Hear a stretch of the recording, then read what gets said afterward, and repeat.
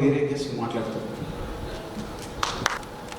మనము వికసిత్ భారత్ అంబాసిడర్స్ నమో యాప్లో ఎవరైతే రిజిస్టర్ చేసుకున్నామో మనందరము ఇక్కడికి వచ్చి నెక్స్ట్ 15 days మనము చక్కగా పనిచేసి మన వాలంటీర్స్ లాగా పనిచేసి మే 13వ తారీఖు ఎన్నికలు ఏదైతే సికింద్రాబాద్ ఎంపీగా మన కిషన్ రెడ్డి గారు కంటెస్ట్ చేస్తున్నారు కాబట్టి వారిని మళ్ళీ మనందరం గట్టిగా పనిచేసి సోషల్ మీడియాలో కావచ్చు బయట కావచ్చు అన్ని రకాలుగా పనిచేసి మనందరం మళ్ళీ వారిని అత్యధిక మెజారిటీతో గెలిపించాల్సిందిగా మీ అందరినీ గట్టిగా చెప్పండి కొట్టి మీ యాక్సెప్టెన్స్ చెప్తాను.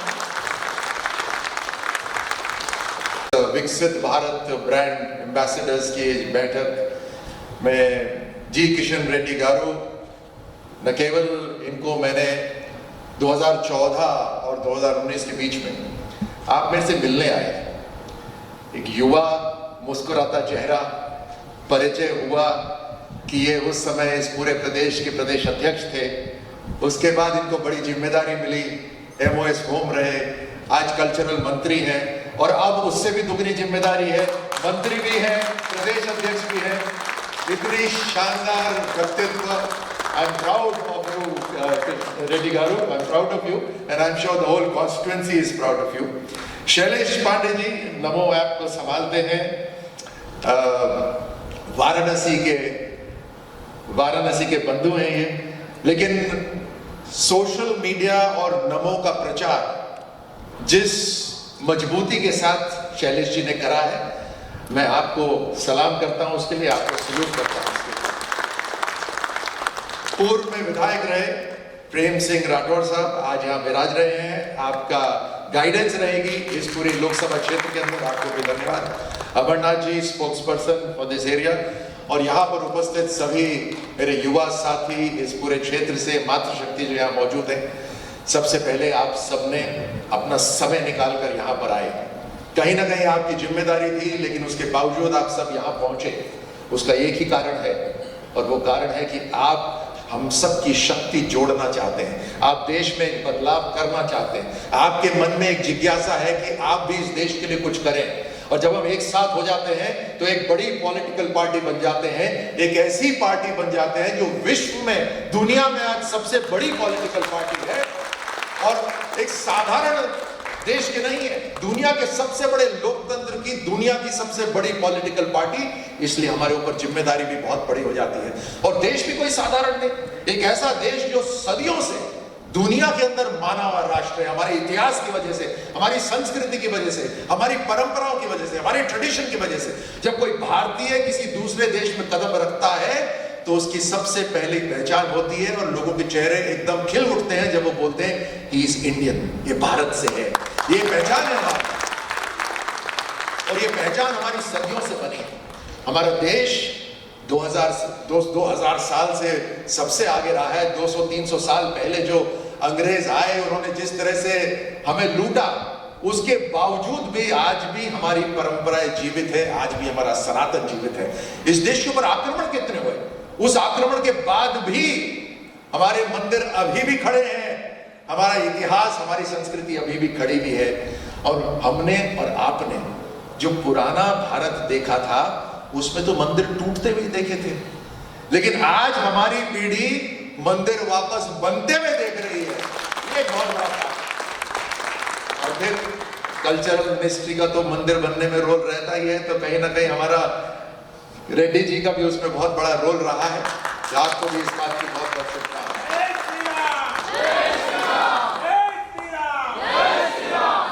मुझे याद है, मैं तो राजनीति में बहुत देर में आया. 2014 में अपनी सेना के अंदर 27 साल की सेवा पूरी करके आया. साधारण नागरिक थे, हमने तो कभी सोचा भी नहीं था कि राजनीति में जाने की जरूरत पड़ेगी. लेकिन उस समय सिस्टम क्या होता था, उस समय लोग लंबी गाड़ी को सलाम करते थे, ये कोई पूछता नहीं था ये गाड़ी आई कहां से. सिस्टम बिगड़ा हुआ था, ऊपर से लेकर नीचे तक चोरी चकारी होती थी और उसको स्वीकार कर लिया जाता था, क्योंकि जो प्रमुख मुखिया बैठता था वो मुखिया उसका हिस्सा हो जाता था. जिस परिवार ने इस देश के ऊपर शासन करा 60 साल तक, लीकेज उन्होंने तो शुरू करे. लीकेज होता कब है, जब ऊपर वाले की इच्छा होती है तब लीकेज होता है। उन्होंने स्वीकार भी करा कि लीकेज होता है। आज के 2014 के बाद न इंफॉर्मेशन का लीकेज होता है, न पैसे का लीकेज होता है। ये देश मजबूत हो गया। वो समय भी हमने देखा था जब लोग बोलते थे कि अगर सफल होना है तो इस सिस्टम में जुड़ जाओ, यानी घोटाले वाले सिस्टम में जुड़ जाओ, ऐसी चर्चाएं होती थी। सिस्टम को ठीक करना आसान नहीं होता, सिस्टम को बदलना सबसे मुश्किल होता है, क्योंकि सिस्टम वापस से दबाव डालता है कि हम वैसे ही रहना चाहते हैं जैसे रहते हैं। अधिकारियों को जो आदत है वो कहां उस आदत को बदलना चाहेंगे। 2014 में आप सब ने जो बदलाव लेकर आए इस देश में, इस देश के ऊपर आप सब ने आशीर्वाद करा कि मिली जुली सरकारें खत्म हुई और एक मजबूत सरकार 2014 में बनी जिसने मजबूती से काम करना शुरू करा। आज जनधन खाते खुल गए हैं, सारे बिचौलिए खत्म हो गए। आप अगस्ता हेलीकॉप्टर वाले घोटाला का नहीं सुनेंगे, आप सबमरीन घोटाले का अब एक शब्द नहीं सुनेंगे। और मैंने तो वो समय भी देखा है जब 2004 से लेकर 2014 के बीच 10 साल भारत की सेना को न कोई तोप मिली, न हवाई जहाज मिली। वो तो बहुत बड़ी बड़ी बातें हैं, एक सैनिक को एक बुलेट प्रूफ जैकेट तक नहीं मिली। उसके बावजूद भी आपकी भारत की सेना ने देश की पूरी तरह से सुरक्षा करी, अपना बलिदान दिया। और उस समय ये इसलिए नहीं खरीदते थे क्योंकि उनका इंटरेस्ट नहीं होता था, पर्सनल इंटरेस्ट नहीं होता था। 2014 के बाद ये सारा बदल गया। आज हम गर्व से कह सकते हैं जो सबसे बड़ी कमजोरी कांग्रेस सरकार मानती थी भारत की, क्या कि भारत सबसे बड़ा मार्केट है। हाथ जोड़ के खड़े हो जाते थे कि भारत तो सबसे बड़ा मार्केट है, हम क्या करें, हम तो लाचार हैं, दुनिया जो देगी हमें तो खरीदना पड़ेगा। प्रधानमंत्री मोदी जी ने उस कमजोरी को भारत की ताकत बना दिया।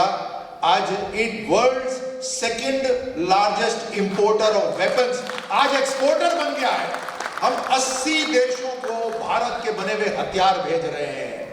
ये भारत की ताकत है। एम्प्लॉयमेंट जनरेशन हो रहा है, दुनिया के अंदर सबसे ज्यादा इन्वेस्टमेंट भारत के अंदर होता है। 7 IIT बने पिछले 10 साल के अंदर, 7 IIM बने, 15 नए एम्स बन गए, 390 नई यूनिवर्सिटीज बन गई, 315 नए मेडिकल कॉलेजेस बन गए। 5G भारत का बना हुआ 5G, कोई डेटा कहीं चोरी नहीं हो रहा। अगर सड़कें बन रही है बहुत तेज गति से, राष्ट्रीय राजमार्ग बन रहे हैं। कल रात को मैं पहुंचा हैदराबाद, क्या शानदार सड़क थी। मैंने किसी से पूछा ये सड़क किसने बनाई है, उन्होंने बोला ये मोदी सरकार ने बनाई है। मेरे को डेवलपमेंट ही डेवलपमेंट दिखाई दे रहा। ये सारा डेवलपमेंट कैसे हो रहा? जब इंफ्रास्ट्रक्चर वहां पर पहुंच रहा है तब डेवलपमेंट हो रहा है। आप देखिए आज लोगों के घर में एम्पावर कर रहे हैं हम देश के अंदर जब सड़कें लोगों के घरों तक पहुंचाते हैं, हम देश के अंदर जब डेटा आपके फोन तक पहुंचाते हैं, हम 200 के करीब मोबाइल कंपनियां नई मैन्युफैक्चरिंग वाली देश में लगा देते हैं। हम एक PIL लेकर आए हैं, क्या क्या बोलते हैं उसको, PLI, प्रोडक्टिविटी लिंक्ड इंसेंटिव। किसी ने सोचा नहीं था आज तक कि दुनिया के अंदर जो सबसे मुश्किल काम है चिप्स बनाने का, जो भारत में नहीं बन रहा, तो भारत की सरकार मदद करेगी वो बनाने में। हम जंप करना चाहते हैं, हम लंगड़ी टांग करके नहीं पकड़ना चाहते। चाइना हमसे आगे निकला हुआ है, लेकिन हम चाइना को पकड़ेंगे क्योंकि आज शासन जनता का है, जनता जनार्दन का है, प्रधानमंत्री मोदी जी का है। हम जंप करके पकड़ेंगे। ये अगले 25 साल के अंदर जो बदलाव आने वाला है, जो दिख रहा है, प्रधानमंत्री मोदी जी अपना रिपोर्ट कार्ड देकर काम करते हैं कि 10 साल में मैंने ये काम करा है। हर साल रिपोर्ट कार्ड देते हैं। अभी मैंने खड़गे जी को सुना, उन्होंने बोला कि अगर आप मांगोगे तो हम 60 साल का हिसाब दे देंगे। अरे अब तो समय निकल गया, जब रिपोर्ट कार्ड देना था तब देना चाहिए था। अब तो मोदी जी हर साल अपना रिपोर्ट कार्ड देते हैं और रिपोर्ट कार्ड देकर जनता को का विश्वास जीतते हैं। तो जो काम करा है पिछले 10 साल के अंदर, मेरे हिसाब से तो बहुत बड़ा बड़ा काम करा। लेकिन मोदी जी बोलते हैं तो छोटी सी शुरुआत है। कश्मीर के अंदर मैंने सेवा करी भी है। पत्थर जिस तरह से फेंके जा रहे थे, जिस तरह से आतंकी हमले होते थे, धारा 370 एक दिन के अंदर ध्वस्त करके कश्मीर को पूरा का पूरा हिस्सा बना दिया। बताइए बड़ा काम है या नहीं? बड़ा काम है या नहीं? मुझे बताइए।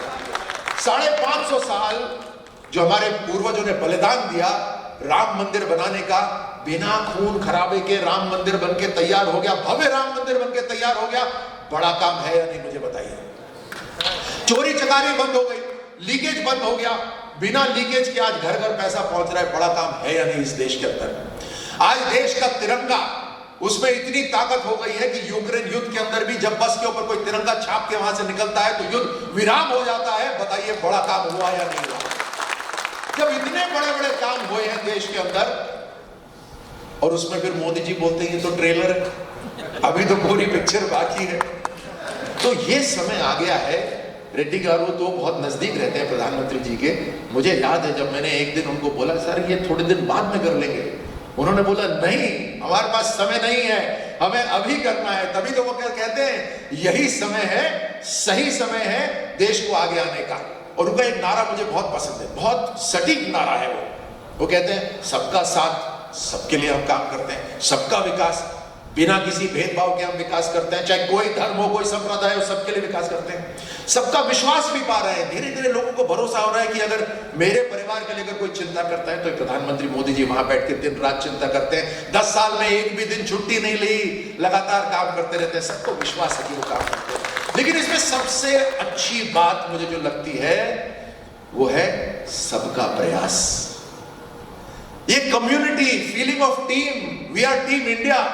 एक क्रिकेट की टीम 11 लोग के जब खेलते हैं तो पूरे 140 करोड़ लोग देखने को तैयार हो जाते हैं, उनकी दिल की धड़कन रुक जाती है। यहां तो 140 करोड़ हिंदुस्तानी खेल रहे हैं, तब तो हमारा दिल धड़कना चाहिए। सबका प्रयास जरूरी है उसके अंदर, और यही आप सबका बहुत बड़ा रोल आ जाता है। हमें बोलना है, हमें चुप नहीं रहना। देखिए जो चुप रहता है वो कहीं ना कहीं गलत काम के अंदर जुड़ जाता है। मतलब it is indirectly you become part of what is wrong. लोकतंत्र है, लोकतंत्र मतलब जनता की आवाज, जनता की आवाज मतलब आपको बोलना है। और आजकल बोलने का माध्यम सोशल मीडिया, आजकल बोलने का माध्यम है नमो ऐप। जब प्रधानमंत्री मोदी जी और हम सबको आज हम एक साथ बैठे, अच्छा लग रहा है या नहीं? मुझे अत्यंत प्रसन्नता हो रही है आप सबके चेहरे देखकर। अब यहाँ एक व्यक्ति बैठा होता तो मुझे कैसा लगता? अब आप सोचिए कि नमो ऐप के ऊपर आज करोड़ों लोग जुड़े हुए हैं। जब सब लोग जुड़ते हैं तो हर व्यक्ति जो उसको देखता है बोलता है इतने सारे लोग हैं, ये हमारी ताकत है, एक मजबूती मिलती है। जब सड़क पे कोई हमारा कार्यकर्ता भी अकेला चलता है ना तो सीना तान के चलता है, क्योंकि उसके साथ करोड़ों लोग साथ में हैं। तो ये जुड़ना जरूरी है, आवाज बोलना जरूरी है। और मेरे हवाई जहाज का भी साइन होने वाला है, मेरे को भी याद आया।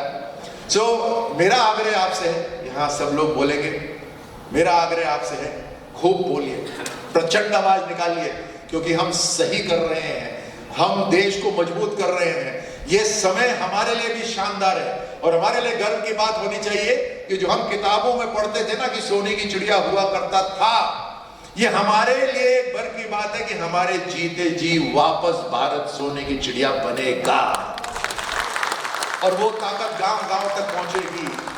हमारे लिए गर्व की बात है। तो मैं इस होप से, इस विश्वास से कि मेरा छोटे भाई किशन रेड्डी गारू इस चुनाव को प्रचंड जीत से जीतेंगे और आप सब उनको जिताएंगे, इस विश्वास के साथ मैं अपनी वाणी को यहाँ विराम देता हूँ। बहुत बहुत धन्यवाद। बोले भारत माता की। आप सब लोग दोपहर हो गई है। मैं लास्ट टाइम आपके स्टेट ऑफिस में आया था तो वहाँ पे महिलाओं की बैठक थी और उनका एक छोटा सा क्लिप रिकॉर्ड करके, ये मैं आपको बता रहा हूँ, अगर मिले तो आप उनको बता सकते हैं। मैं एक क्लिप रिकॉर्ड करके गया था यहाँ से। उन्होंने बोला था भारत माता की जय 3 बार बोला था। और आप विश्वास नहीं करेंगे, मैं पूरे भारत में घूमता हूँ, जहाँ भी जाता हूँ, वैसी क्लिप दोबारा रिकॉर्ड नहीं कर पा रहा हूँ।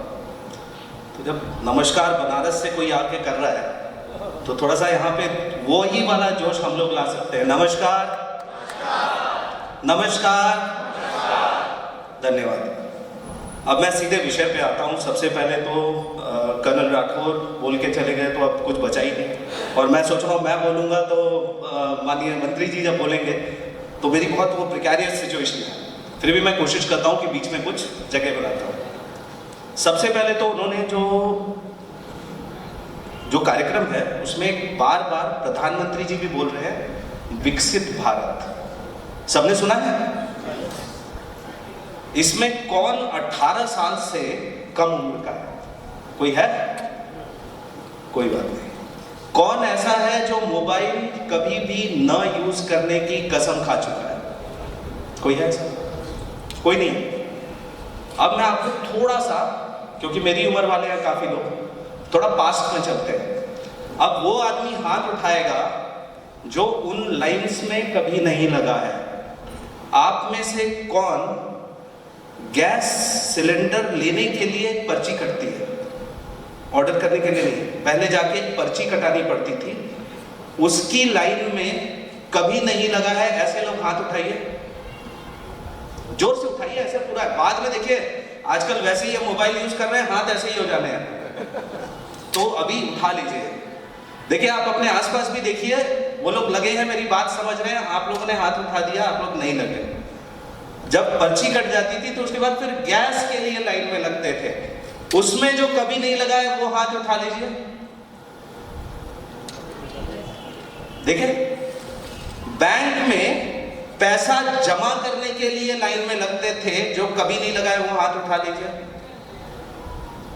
निकालने के लिए फिर लाइन में लगते थे, जो कभी नहीं लगा। रेलवे स्टेशन, ये लिस्ट इतनी लंबी है ना। एएसआई के मॉन्यूमेंट्स में आप जाते थे तो एक टिकट खरीदना पड़ता है आपको, पिछले कुछ सालों से वो भी नहीं लाइन।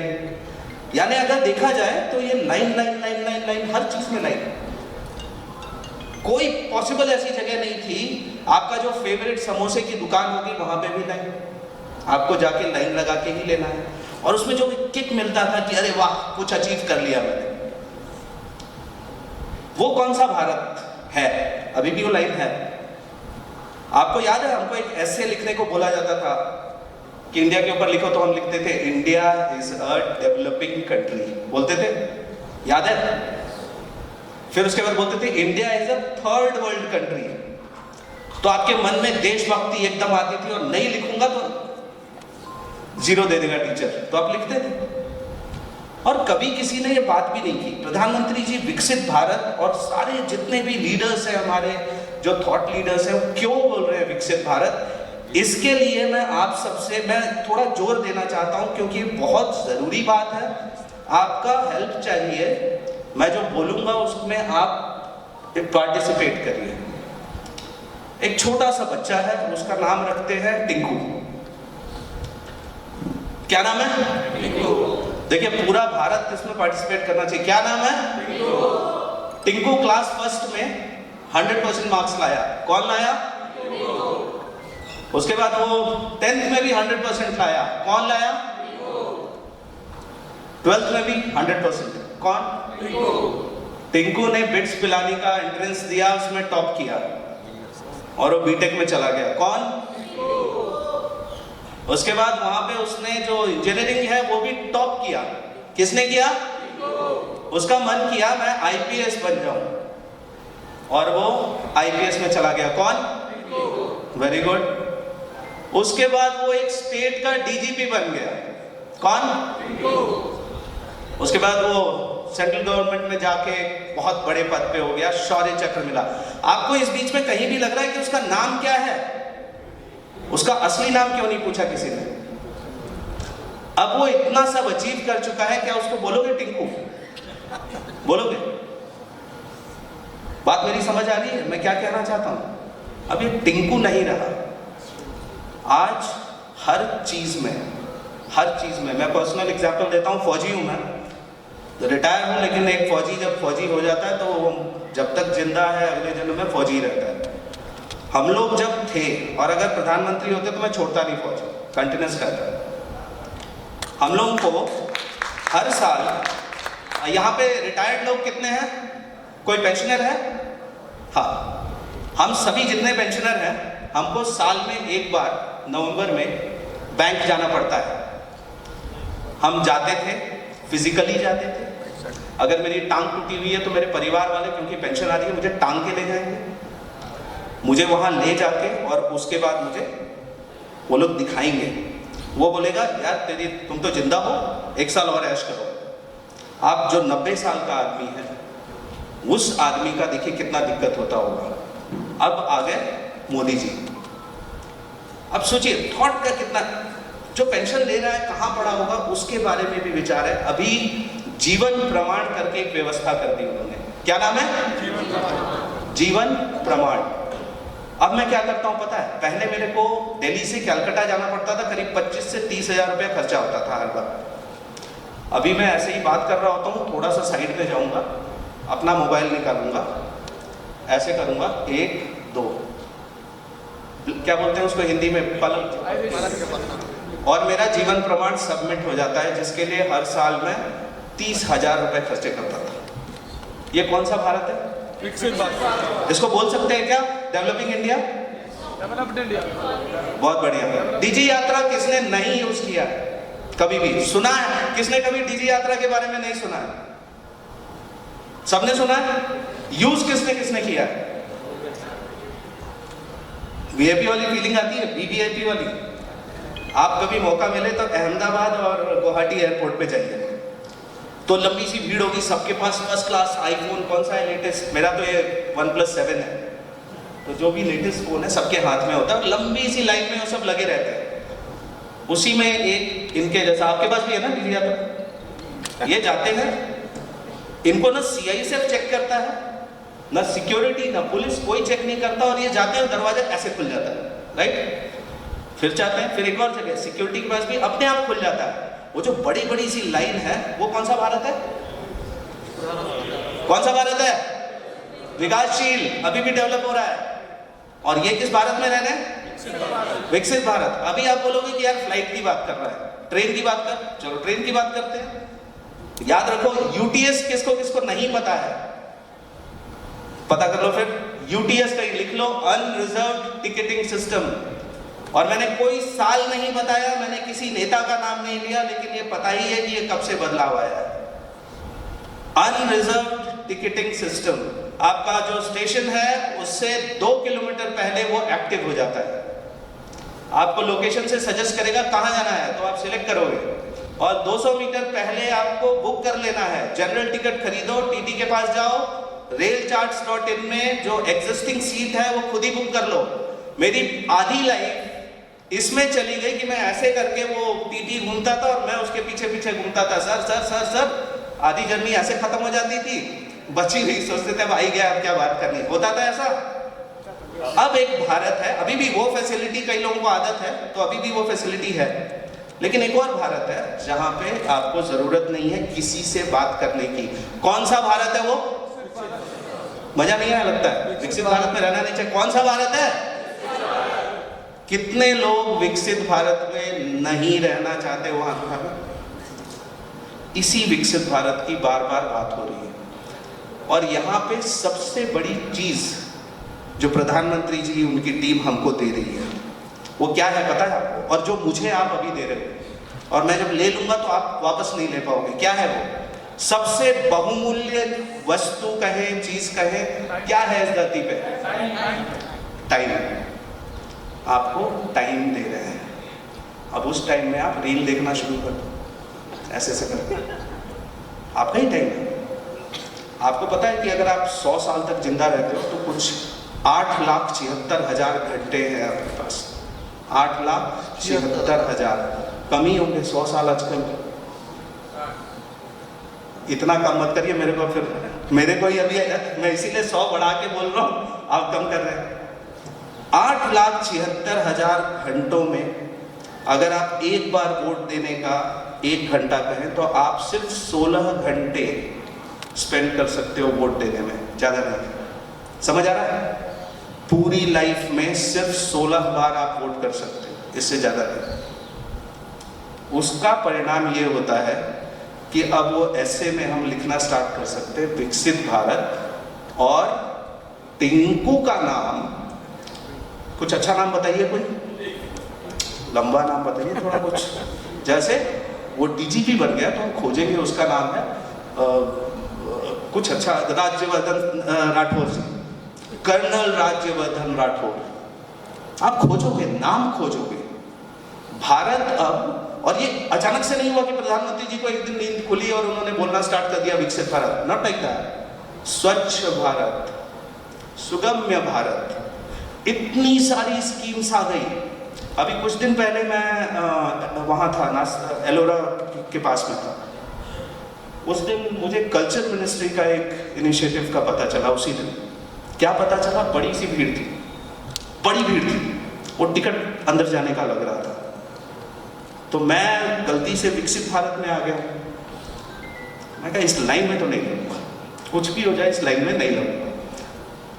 तो मैंने खोजा कि कुछ जुगाड़ है क्या। तो आपको पता है पूरे भारत के जितने भी ASI के मॉन्यूमेंट्स हैं, कम से कम इसमें मेरी बात जिसको समझ आएगी वो लाइन में नहीं लगेगा। सिंपल सा इंटरफेस है, आप तुरंत टिकट बुक करिए, वो दिखाइए और अंदर घुस जाइए। अगेन कौन सा भारत? विकसित भारत। इसी विकसित भारत की बात लगातार बिना रुके प्रधानमंत्री जी कर रहे हैं, कंटिन्यूस कर रहे हैं। और हमको याद दिलाना इसका फर्क क्या पड़ेगा। जैसे मैं काशी से हूँ, बनारस से। डेवलपिंग इंडिया में एक रॉबर्ट करके आदमी है, US से आता है। तो वो विकसित देश से विकासशील देश में आ रहा है, तो वो सोचेगा it must be very cheap there. उसका दिमाग ऐसे ही काम कर रहा होगा ना कि वहां पे तो सब कुछ चीप होता है। और मैं भी बोल रहा हूँ कि यहाँ पे तो गंदगी है भाई, यहाँ पे तो ट्रैफिक है, ये सब मैं भी तो ब्रांड एम्बेसडर हूँ। तो वो दिमाग में लेके आएगा और यहाँ पे हर चीज पे बार्गेन करेगा। लेकिन जब हर आदमी विकसित भारत एम्बेसडर बन के पॉजिटिव चीजों को रखेगा, जैसे हाईवेज अच्छे हुए हैं, डिजी यात्रा, ऐसी फैसिलिटीज, तो वो सोचेगा यार I am going to a country which is fast developing. तो जब रिक्शे वाला उसको बोलेगा कि 70 रुपीज फॉर दिस 1 किलोमीटर, उसको पिंच नहीं करेगा। आपने अपनी एक पोस्ट, अपनी बात से, जो उन्होंने कहा अभी कर्नल राठौर ने कि हम बोलें, तो आपने क्या किया, आपको पता भी नहीं चला, लेकिन आपने उसकी 30 रुपए की कमाई बढ़ा दी पर किलोमीटर। ये बात समझ आई आपको? ये हमारा पार्टिसिपेशन है एज विकसित भारत एम्बेसडर्स। और ये जो लाइन खत्म होती जा रही है, आप सोचिए कि अगर आज आप जाके किसी एजेड आदमी को आप बताते हैं, जो पेंशनर है, हर प्रकार की पेंशन, कि आपके पास ये व्यवस्था है, तो वो आदमी की बहुत बड़ी मदद आप कर दोगे। उसको जाना नहीं पड़ेगा, उसका रिक्शे का खर्चा बच जाएगा कम से कम। ये सब चीजें हमको कंटिन्यूस करनी है। और जो भी करेगा उसको क्या कहेंगे हम? क्या कहेंगे? ये भी प्रधानमंत्री जी ने कहा। प्रधानमंत्री जी ने सभी से आग्रह किया है, कुछ महीनों पहले की स्पीच थी, कि हम सभी विकसित भारत एम्बेसडर बने। हमारे पास टाइम वही 8,76,000 घंटे है। आपके पास चॉइस है, रोते रहिए, और या तो छोटी से छोटी अच्छी चीज खुद भी जानिए, दूसरों को भी बताइए। और मैं चाहूँ अभी अगर मैं बोलता रहूं कि ये स्कीम, तो शाम हो जाएगी, कल सुबह हो जाएगी, खत्म नहीं होगा। और हर काम आती है। ORS किसको पता है? ORS पिया है किसी ने? ये जितने लोग हाथ उठा रहे हैं, इसमें से किसी को भी ORS पीने वाली वस्तु के अलावा कुछ है ऐसा दिमाग में है? हमारा पूरा लाइफ बीता पढ़ाई करने में, याद करते थे क्वाशियोरकार, मैरास्मस, प्रोटीन एनर्जी, माल न्यूट्रिशन। वो बच्चा ऐसे दिखाएंगे टीवी में, उसके पेट पे माँ ऐसे कर रही है तो पिट पड़ जा रहा है। यही था ना, 1 चम्मच चीनी, 1 चम्मच नमक गर्म पानी में। कौन सा भारत था ये? विकासशील। विकसित भारत में ORS सेम हो सकता है? कुछ अलग होगा? ऑनलाइन रजिस्ट्रेशन सिस्टम, बोलिए मेरे साथ, ये काम का है। ऑनलाइन रजिस्ट्रेशन सिस्टम, भारत के 580+ अस्पताल इससे जुड़े हुए हैं। आप यहाँ पे बैठे बैठे किसी को एम्स गुवाहाटी का पर्ची काट के उसको PDF भेज सकते हैं। काम की चीज है। मेरी बेटी हुई 4 साल पहले, तो हमको ये हुआ कि इसको किस हॉस्पिटल में ले जाए, तो दिल्ली में एक सरकारी हॉस्पिटल है, राम मनोहर लोहिया अस्पताल। मेरी वाइफ ने कहा कि मुझे मोदी जी में पूरा विश्वास है कि अगर हम जाएंगे तो कोई प्रोविजन जरूर होगा। तो एक्सप्लोर करना स्टार्ट किया, तब ORS का पता चला। 9 महीने तक लाइन में नहीं लगना पड़ा, क्योंकि ये प्रोविजन है। भारत के कितने हॉस्पिटल्स में? 500+। और पता है टोटल खर्चा कितना आया? शी गॉट एडमिटेड 3 दिन सेमी डिलक्स रूम, बिना किसी जान पहचान सिफारिश के, 5,608 रुपीज सिजारियन डिलीवरी। 5,608 रुपीज। जो रिक्शा चलाता है वो भी 50,000 रुपए खर्चा करता है। ये है विकसित भारत। आपके पास सबसे बड़ा ये हथियार है, सबसे बड़ा हथियार है। और एवरेज 151 मिनट्स रोज आदमी इसको यूज कर रहा है। ये आपका दिमाग खराब भी कर सकता है और बहुत अच्छा भी कर सकता है। इसके लिए प्रोविजन नरेंद्र मोदी ऐप है। मैं उसके बारे में बहुत ज़्यादा नहीं बोलूँगा, क्योंकि अगर मैं हैदराबाद में आके ऐप और टेक के बारे में बात करूँ तो वो सूरज को दिया दिखाने वाली बात है। But the need is that we be Viksit Bharat ambassadors. Life बहुत छोटी है। अभी अभी हम कोरोना से अभी भी नहीं निकले हैं। We were paying lakhs to get just one more breath. एक सांस और मिल जाए मुझे, उसके लिए मैं अपना सब FD सब तोड़ रहा था। वैसे टाइम के रियलाइजेशन के बाद how can I spend hours wasting my time like this? कर सकता हूं क्या? हमको अपनी एक एक सांस, फौजी तो जो करना है करते ही हैं, फौजियों को ठीक है, हमसे बड़े फौजी आप हैं, क्योंकि आप जब सही बटन दबा देते हो ना, तो मेरे जैसा फौजी कहीं से छुपा हुआ उठ के आके खड़ा होकर स्टेज पे आ जाता है और बताता है ये सब बातें। आप नहीं दबाओगे, आप सही नहीं रहोगे, तो हम भी चुपचाप कहीं दबे हुए चुपचाप पड़े रहेंगे और खत्म हो जाएगा समय। तो यही छोटा सा मुझे बताना था आपको, और बहुत ज़्यादा खींचूंगा नहीं क्योंकि शाम भी बहुत हो गई है। क्या मैं आप लोगों से वो क्लिप ले जा सकता हूँ, अगर आप लोगों की अनुमति हो तो? देंगे? क्योंकि मैं पता नहीं यहाँ पे, और ये जगह, ये फोटोज, अद्भुत माहौल है, तो मैं थोड़ा सा एक्सप्लेन करूंगा कि क्या ले जाना चाहता हूं मैं। हम लोग जब भारत माता की जय बोलते हैं फौजी, तो हमारा जो इंस्ट्रक्टर होता है वो हमको बताता है कि ये जो भारत माता की जय बोलने जा रहे हैं, इसको ऐसे बोलना है कि इसके बाद आपके गले से कोई आवाज नहीं निकलेगी, ये लास्ट आवाज है।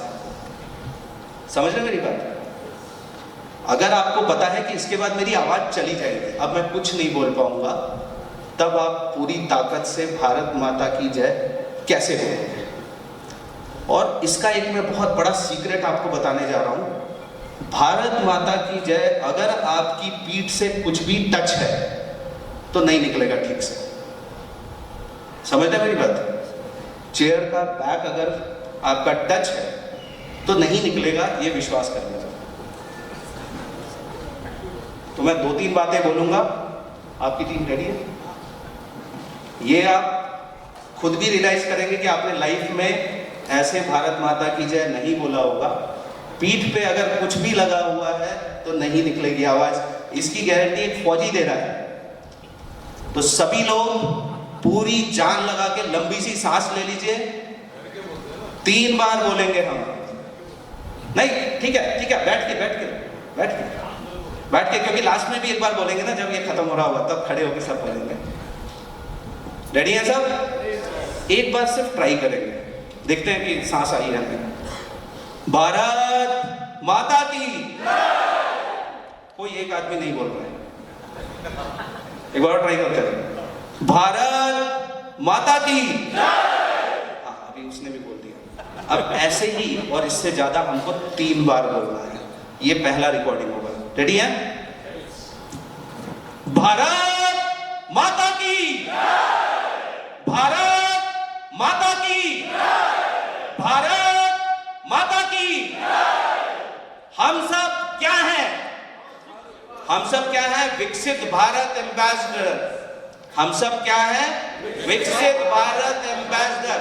जो बन चुका है अब वो बोलेगा, क्योंकि हमको यहां पे खत्म नहीं हुआ, हमारा काम शुरू होता है।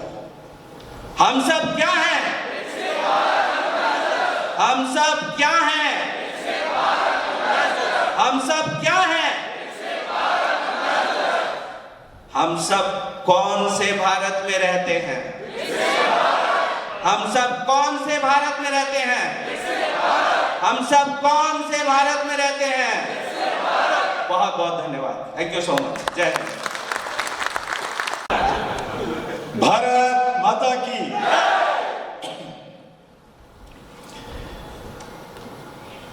नमो ऐप कोऑर्डिनेटर आदरणीय शैलेश पांडे जी, हमारे former MLA party senior leader Shri Prem Singh Rathore ji, Amarnath ji, हमारे तेलंगाना सोशल मीडिया के कन्वीनर सुमिरन जी और सभी इस कार्यक्रम में आए हुए सभी नौजवान साथियों, भाई और बहनों, अंदरिकी नमस्कारम। ఈరోజు వికసిత్ భారత్ అంబాసిడర్ సంబంధించినటువంటి సమావేశం నిర్వహించుకుంటున్నాం. మనకందరికీ తెలుసు, మనకు స్వాతంత్రం వచ్చి 75 సంవత్సరాలైంది. అనేక దేశాలు మన ముందు అభివృద్ధిలో చెందినాయి, కానీ ఇంకా మన దేశము ఎప్పుడు డెవలప్డ్ కంట్రీగా ఎమర్జ్ అవుతుందో ఎవరికీ తెలియదు. అంటే మనకు ఒక లక్ష్యం కూడా లేదు, మనం ఆ ప్రయత్నంలో కూడా చేయడం లేదు. మన తెలుగులో సామెత ఉంది, గుడ్డెద్దు చేలో పడ్డట్టు మనం ఇన్ని సంవత్సరాలు పరిపాలించుకున్నాం దేశాన్ని. మనము ఈ దేశాన్ని ప్రపంచంలో కొన్ని రకాలు ఉన్నాయి, కొన్ని డెవలప్డ్ కంట్రీస్, కొన్ని డెవలపింగ్ కంట్రీస్, అంటే అభివృద్ధి చెందిన దేశాలు, కొన్ని ఇంకా అభివృద్ధి చెందుతున్న దేశాలు. మనం డెవలపింగ్ కంట్రీలో ఉన్నాం. ఎప్పుడు మనము డెవలప్డ్ కంట్రీలో, డెవలప్ అయినటువంటి కంట్రీలో మన భారతదేశం చేరుతుంది అంటే దేర్ ఇస్ నో ఆన్సర్. మన దగ్గర ఆన్సర్ లేదు. ఎప్పుడు అభివృద్ధి చెందుతామో తెలియదు, ఎప్పుడు డెవలప్డ్ కంట్రీగా ఎమర్జ్ అవుతామో there is no answer in India. అందుకే నరేంద్ర మోడీ గారు ఆలోచన చేశారు. ఇంకా ఒక 75 సంవత్సరాల తర్వాత కూడా మనం ఆలోచన చేస్తే అప్పుడు కూడా ఇట్లనే ఉంటాం. అప్పుడు ఇంకా 75 సంవత్సరాల తర్వాత కూడా మనం డెవలప్డ్ కంట్రీగా ఎమర్జ్ అవుతామంటే there is no answer, because there is no agenda. Target లేదు, లక్ష్యం లేదు. మనం ఏ దిశలో పోవాలి, ఏం చేయాలి, ఏ రకంగా డెవలప్డ్ కంట్రీగా మనము రీచ్ కావాలి, ఎప్పుడు ఆ దేశాల సరసన మన పేరు ఉండాలి. భారతదేశం కూడా డెవలప్డ్ కంట్రీగా ఎప్పుడు చేరాలనే దాంట్లో మనం ఇక్కడ ఉన్నాం. ఇక్కడ పోవాలి. ఇక్కడ పోవాలన్నప్పుడు దానికి రోడ్ మ్యాప్ ఉండాలి. రోడ్ మ్యాప్ లేదు. అందుకే నరేంద్ర మోడీ గారు మనకు ఇప్పుడు రోడ్ మ్యాప్, డెవలప్డ్ కంట్రీగా ఎమర్జ్ కావడం కోసం ఒక రోడ్ మ్యాప్ వేశారు. ఆయన కారణం కూడా చెప్పాడు, this is high time for India. ఇప్పుడు భారతదేశం అభివృద్ధి చెందడానికి మంచి సమయం. यही समय है सही समय. దానికి కారణం కూడా చెప్పాడు. మనము ఏదైనా ఒక టార్గెట్ పెట్టుకోకపోతే జీవితంలో కానీ, లేకపోతే దేశంలో కానీ, ప్రపంచంలో కానీ ఏమీ సాధించాలి. కాబట్టి ఏదో ఒక టార్గెట్ ఉండాలి. అందుకే ఇప్పుడు ఆయన టార్గెట్ పెట్టాడు 2047.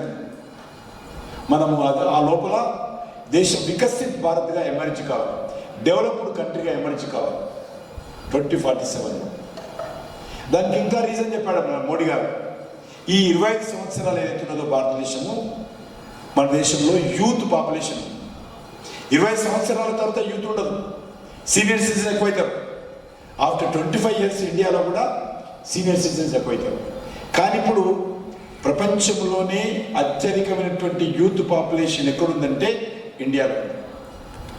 ఈరోజు ఆ యూత్ పాపులేషన్ను మనం దేశ అభివృద్ధిలో భాగస్వాములు చేసి ఆ యూత్ పాపులేషన్ను దేశంలో మరి ఈరోజు అనేక రకాలుగా ముందుకు తీసుకెళ్ళి వాళ్ళ యొక్క మేధస్సు ద్వారా, వాళ్ళ యొక్క శక్తి ద్వారా, వాళ్ళ యొక్క శ్రమ ద్వారా, వాళ్ళ పరిశ్రమ ద్వారా ఈ 25 సంవత్సరాలు ఆ యూత్ పవర్ను ఛానలైజ్ చేసి ఈ దేశాన్ని ఒక అభివృద్ధి చెందిన దేశంగా నిర్మాణం చేయాలి. ఎందుకంటే ఇప్పుడు ఆ యూత్ పాపులేషన్ అనుకున్నది కమింగ్ 25 ఇయర్స్ అమృత్ కాల్ అని ఎక్కువ మాట్లాడాడు. అమృత్ కాల్ మంచి సమయం ఇది, బంగారం లాంటి సమయం, మంచి సమయం ఇది. ఈ సమయాన్ని మనం అందరం కూడా ఉపయోగించుకొని ఆ యూత్ పాపులేషన్ ద్వారా దేశాన్ని అభివృద్ధి చెందిన దేశంగా ఎమర్జ్ కావాలి. ఎందుకు 2047 పెట్టుకున్నాడు? 2047 మన దేశానికి స్వాతంత్రం వచ్చి 100 సంవత్సరాలు పూర్తి. ఆ 100 సంవత్సరాల పండుగ 2047 15th ఆగస్టు జరుపుకుంటాము. ఆ రోజుకు మన దేశం గర్వంగా చెప్పాలి, మేము కూడా అభివృద్ధి చెందిన దేశంగా ఎదిగాము అని. అదే ఈరోజు మన ముందు కార్యక్రమం పెట్టాడు. ఒక విజనరీ లీడర్షిప్.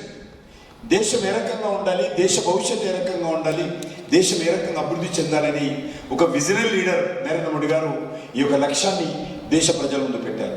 ఇది ఒక యూత్కే కాదు, ఈ దేశంలో 140 crore పీపుల్ ప్రతి ఒక్కరు కూడా ఆ దిశలో అడిగేయాలి. ఒక ఇండస్ట్రీ 2047లో ఇండస్ట్రీ ఎట్లా ఉండాలి, ఎడ్యుకేషన్ సిస్టమ్ 2047లో ఏ రకంగా ఉండాలి, అగ్రికల్చర్ 2047లో ఏ రకంగా ఉండాలి, ఇన్ఫ్రాస్ట్రక్చర్ యాక్టివిటీ 2047లో ఏ రకంగా ఉండాలి, ఒక యూత్ పాలసీ 2047కు ఏం చేయాలి. ఈ రకంగా ఆయన అనేక లక్షల మంది దగ్గర అభిప్రాయాలు సేకరించారు. ఆన్లైన్ అందరు చెప్పన్నాడు ఏం చేద్దాం, మనం డెవలప్డ్ కంట్రీ కావాలంటే ఏం చేయాలి. అందుకే మా క్యాబినెట్ మీటింగ్లో చర్చించిన తర్వాత కౌన్సిల్ ఆఫ్ మినిస్టర్స్ మీటింగ్ పెట్టి మా ముందు ఆఫీసర్స్ ప్రజెంటేషన్ చేయించారు. ఇప్పుడు జూన్లో 3వసారి ప్రమాణ స్వీకారం చేసిన తర్వాత నరేంద్ర మోడీ గారు మళ్ళీ ఈ యొక్క భారతదేశానికి సంబంధించినటువంటి వికసిత్ భారత్ టార్గెట్ ఏదైతే ఉన్నదో ఆ టార్గెట్ను ఈరోజు దేశ ప్రజల ముందు పెట్టబోతున్నాడు. దానికి సంబంధించి అనేక మంది ఆఫీసర్స్, మేధావులు, విజ్ఞానవంతులు, కవులు, కళాకారులు, యూత్ ప్రతి ఒక్కరూ ఒక అభిప్రాయాలు సేకరణ, లక్షలాది మంది దగ్గర అభిప్రాయాలు సేకరణ చేయగలిగింది. అంటే ఇంకొక మాట్లాడాడు, 2047లో ఏ దేశం, ఈ భారతదేశంలో ఏ పార్టీ అధికారం ఉంటుందో కాదు ముఖ్యం, ఎవరు ప్రధానమంత్రి ఉంటారో ముఖ్యం కాదు వచ్చే 20 సంవత్సరాల తర్వాత, కానీ నా భారతదేశము ఏ రకంగా విశ్వగురు కావాలా 2047లో, ప్రపంచానికి ఒక గురువు స్థానంలో భారతదేశం ఉండాలి, డెవలప్డ్ కంట్రీగా ఎమర్జ్ కావాలనేది ఈరోజు నరేంద్ర మోడీ గారి లక్ష్యం. దానికి మనమందరం కూడా ఈరోజు అంబాసిడర్గా చేరుకున్నాం. మనమందరం కూడా ఆ 2047 టార్గెట్ తీసుకొని, ముఖ్యంగా యూత్ మనమందరం మన క్షేత్రాలలో పనిచేయాలి, అందరిని మోటివేట్ చేయాలి, అందరూ ఒక అవినీతి రహితమైనటువంటి సమాజాన్ని నిర్మాణం చేయాలి, అందరూ దేశ అభివృద్ధి కోసం అంకిత భావంతో పనిచేయాలి. అది ఆ దిశలో ఈరోజు నరేంద్ర మోడీ గారు కార్యక్రమం పెట్టారు. దాన్ని మనం అందరం కూడా ముందుకు తీసుకెళ్లాల్సినటువంటి అవసరం ఉంది. ఎందుకంటే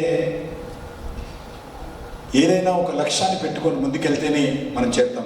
2047లో అప్పుడు ఆలోచన చేద్దాం, చేరామా లేదా, డెవలప్డ్ కంట్రీ లీస్ట్లో మన దేశం చేరిందా లేదా అప్పుడు ఆలోచన. కావాలంటే ఇంకో 1 సంవత్సరం ఎక్స్టెండ్ చేసుకుందాం, ఇంకో 5 సంవత్సరాలు ఎక్స్టెండ్ చేసుకుందాం. కానీ అవుతుందో కాదో 2047 ఆలోచన చేస్తే కదా, ఈరోజు ఆలోచించాలి. ఈ రోజు నుంచి కమింగ్ 25 years మనం ఆలోచన చేయాలనే దాంట్లో ఈరోజు నరేంద్ర మోడీ గారి ప్రభుత్వం ప్రయత్నం చేస్తూ ఉంది. నరేంద్ర మోడీ గారు ఆ దిశలో ఆలోచన చేస్తూ ఉన్నారు. కాబట్టి నేను ఈ సందర్భంగా జంట నగరాల్లో ఉన్నటువంటి యూత్ కావచ్చు, తెలంగాణ యూత్ కావచ్చు, రండి, ఈ వికసిత్ భారత్ సంబంధించినటువంటి అంబాసిడర్గా చేరండి. ఈ దేశం 2047లో ఒక డెవలప్డ్ కంట్రీగా ఎమర్జ్ కావడంలో మీ యొక్క పాత్ర కూడా, మీ యొక్క వాలంటీర్ యాక్టివిటీ కూడా మరి సహాయం చేయండి అనేటువంటి ఆలోచనతో ముందుకు రావాల్సిందిగా కోరుతూ, మరి తప్పకుండా రానున్న రోజుల్లో నరేంద్ర మోడీ గారి నాయకత్వంలో భారతదేశం ముందుకెళ్తుంది. తర్వాత ఏ పార్టీ ఉంటుంది, ఎవరు ఉంటారు అనేది ఆలోచించేది. మనం ఇది ఒక రాజకీయాలకు అతీతంగా తీసుకున్నటువంటి కార్యక్రమం. ఇది రాజకీయాలకు అతీతంగా వికసిత్ భారత్ ఎమర్జ్ కావడం కోసం కావాల్సినటువంటి ఒక కార్యాచరణ ప్రణాళిక దేశ ప్రజల ముందు, ముఖ్యంగా యూత్ ముందు పెట్టేటువంటి ఒక కార్యాచరణ అమలు చేయాల్సిన అవసరం ఉంది. ఆ దిశలో మనం అందరం ప్రయత్నం చేద్దాం. మరొకసారి మరి ఈరోజు రాజవర్ధన్ సింగ్ రాథోడ్ కానీ, అదేవిధంగా పాండే గారు కానీ ఈరోజు మన ముందుకు వచ్చి మన యొక్క అభిప్రాయాలు వ్యక్తం చేసి మనందరినీ ఆ దిశలో నడిపించేటువంటి ప్రయత్నం చేస్తూ ఉన్నారు. అందరికీ నేను వారికి ప్రత్యేకంగా ధన్యవాదాలు తెలియజేస్తూ, వచ్చేటువంటి 13th May పోలింగ్ ఉంది. నేను ఒకటే మీ అందరినీ కోరేది, మనమందరం కూడా ఇది వికసిత్ భారత్ అంబాసిడర్స్ము, లేకపోతే ఒక వాలంటీర్స్ము, కాబట్టి మన సోషల్ మీడియాల ద్వారా ఒక క్యాంపెయిన్ కమింగ్ 14 days ఒక క్యాంపెయిన్ నిర్వహించారు. Vote for future, vote for nation. నేను ఓటేస్తున్నాను, మీరు వేస్తారా? ఎందుకంటే పోలింగ్ పర్సంటేజ్ తగ్గకూడదు అనేటువంటిది కాన్సెప్ట్. ఎవరైనా సరే ఏ పార్టీకైనా ఓటేయండి, కానీ ఓటింగ్కి రావాలి. కానీ ఓటింగ్ రాకుండా ఉంటే బాగుండదు. ఆ రోజు పోలింగ్ డేను హాలిడేగా మార్చుకుంటారు చాలామంది. పోలింగ్ డేను హాలిడేగా మార్చుకుంటారు. ఇది కాదు, మనకి ఇచ్చింది హాలిడే ఓటు వేయడం కోసం. హాలిడే ఇచ్చింది గవర్నమెంట్ పోలింగ్ డే కోసం, కానీ పోలింగ్ డే మర్చిపోయి ఖాళీ హాలిడే మాత్రమే చూస్తున్నాం. బట్ దయచేసి అందరూ కూడా 13th మీ ఓటు హక్కు అందరూ కూడా ఉపయోగించుకొని మరి అందరం ప్రయత్నించాలి. దానికి ఈ రోజు నుంచి అందరూ మీ హ్యాండిల్స్, సోషల్ మీడియా హ్యాండిల్స్ ఉన్న వాళ్ళు ఒకసారి చేతులు ఎత్తండి. మీ హ్యాండిల్స్ అన్ని కూడా కనీసం ఉదయం ఒకటి, సాయంకాలం ఒకటి పోస్ట్ చేయాలి. డైలీ ఎవ్రీ పోస్ట్, తెలుగులో ఒకటి, ఇంగ్లీష్లో ఒకటి. నేను ఓటేస్తున్న 13th, మీరందరూ వేస్తున్నారా? ఎస్, దీంట్లో సమాధానం చెప్పండి. ఆ రకంగా మనం ఈరోజు నుంచి ఒక ఉద్యమం లాగా, ఒక మూమెంట్ లాగా సోషల్ మీడియాలో మరి ఓటింగ్ పర్సంటేజ్ పెంచడం కోసం ఒక క్యాంపెయిన్ మొదలు పెట్టాలి. ఈ కమింగ్ 14 days ఆ దిశలో మనం అందరం ప్రయత్నం చేయాలని చెప్పి మీ అందరినీ కోరుకుంటూ, నన్ను ఈ కార్యక్రమంలో ఆహ్వానించి మీతో మాట్లాడే అవకాశం కల్పించినందుకు సోషల్ మీడియా టీంకి అందరికీ హృదయపూర్వకంగా ధన్యవాదాలు తెలియజేస్తూ సెలవు తీసుకుంటున్నాను.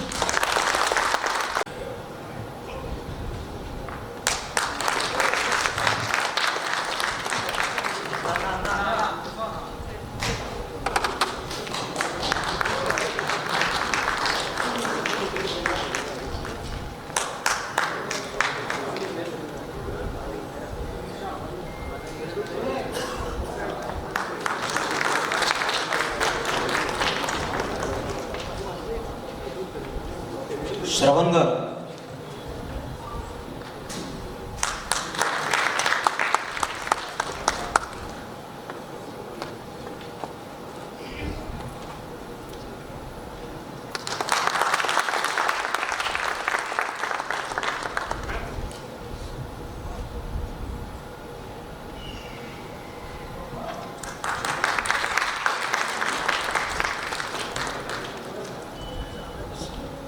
సార్ వీరందరూ మన పార్లమెంట్లో నమో యాప్లో assembly wise top scorers and విక్స్వి ద్వారా అంబాసిడర్స్గా మీరు ఉన్నారు కాబట్టి వీళ్ళని చిరు సత్కారం చేసుకున్నాం. అందరికీ ధన్యవాదాలు.